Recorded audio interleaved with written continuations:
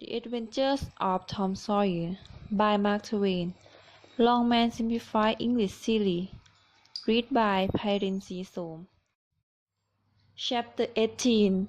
How could you be so noble? There was something about unpolished manner when she kissed Tom that swept away his feeling of dejection. He set off for school and had to talk to meet Bucky teacher. When he was happy, he could never be angry with anyone, and so he said, "Bucky, I behaved very badly today, and I am sorry. Let us be friends." The girl stopped and looked him scornfully in the face. "Please don't speak to me, Mr. Thomas Sawyer." She held up her head proudly and passed on. Tom was stunned. He presently saw her in the schoolyard and made a stinging remark. She felt one in return and could hardly wait for school to begin. So important was she to see Tom punished for the drama spelling book. Poor girl!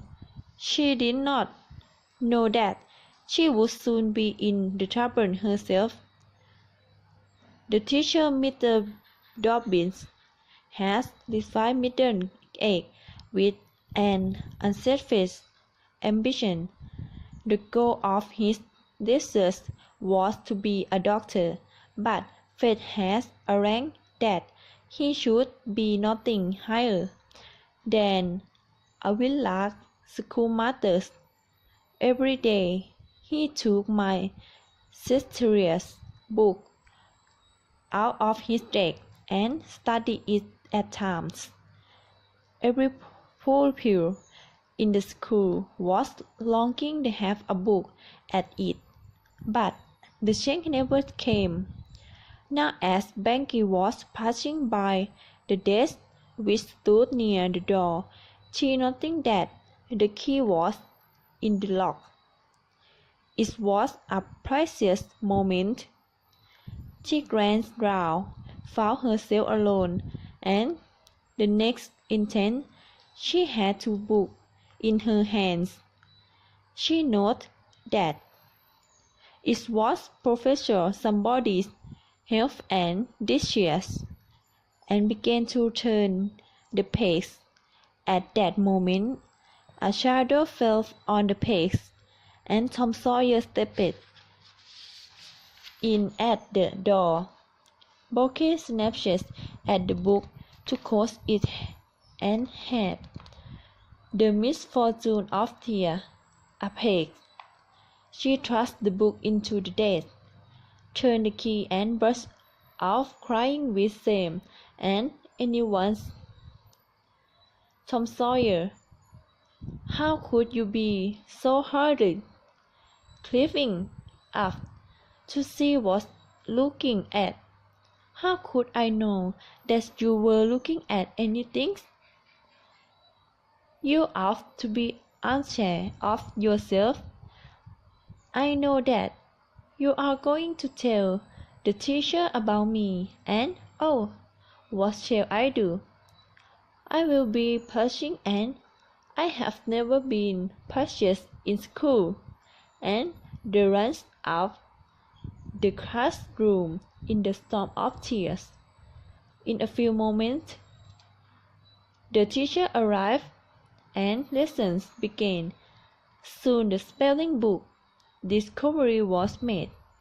Bucky thought for a moment of telling about Alfred's temper, but she forced herself to keep quiet, because she said to herself, "He will tell about me tearing the book.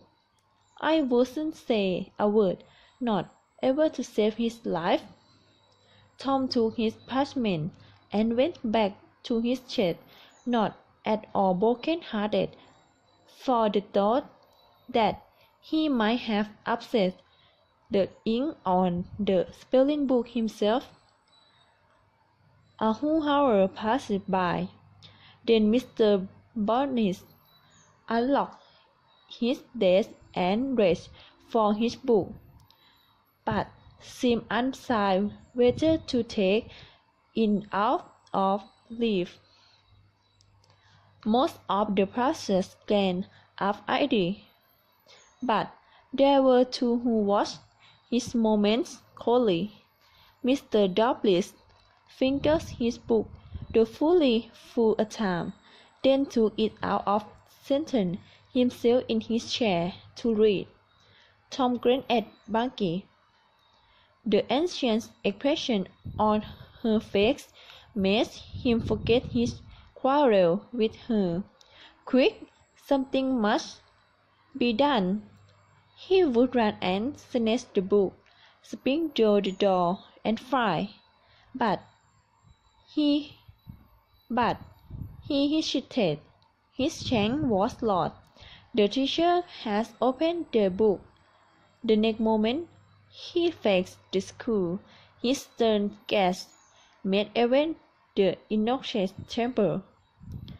There was a silence while one might count 10.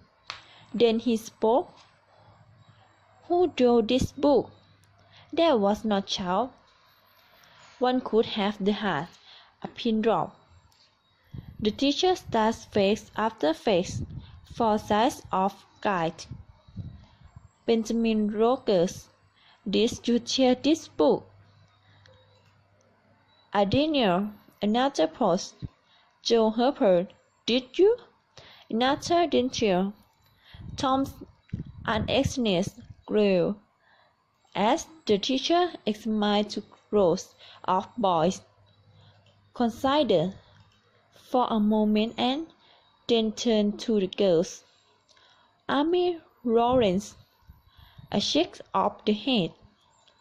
"Gracie Miller, the same size. "Susan Harper, did you do this?" Another negative. The next girl was Becky's teacher. Tom was trembling from head to foot with excitement and a sense of the hopelessness of the situation. Rebecca gestured. Tom glanced at her face. It was white with terror. "Did you tear?" "No." "Look me in the face." "Did you tear this book?" A door shut lightning door. Tom ran. He sprang to his feet and shouted, "I did!" The public stared aghast at Tom's foolishness. When he stepped forward to his punishment, the surprise, the graduate, the mischief that shone up on him out of Becky's eye seemed wide enough for 100 whippings. He looked out and murmured, "The most severe punishment that even Mr. Dobbins has ever given." Tom went to bed. That night panic revived against Alfred's temper, for Becky had told him all. But even the longing for revenge had to give way soon. The pastor dozed, and he fell asleep at last with Beck's words until in his ear. "Tom, how could you be so noble?"